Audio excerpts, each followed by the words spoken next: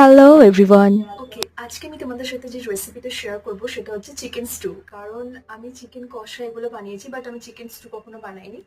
তো আমার দিদি আমার থেকে চিকেন স্টুটা ভালো বানায়, কিন্তু আমাকে একজন কমেন্ট করে লিখেছে যে রান্নার কোনো কিছু ব্লগ আপলোড করার জন্য, তাই আমি এটা করছি দিদির জন্য। এখানে আমি তো নিয়েছি আমি এখানে একটা পেঁপে নিয়েছি, তারপরে নেব গাজর, আর নেব একটা আলু, আর নেব ক্যাপসিকাম।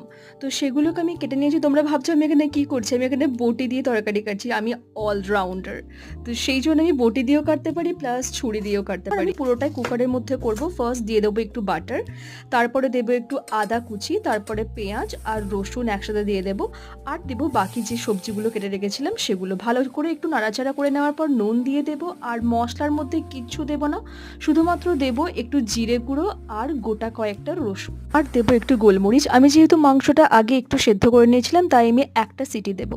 আর এখানে আমার রেডি হয়ে গেছে গরম গরম চিকেন স্টিউ।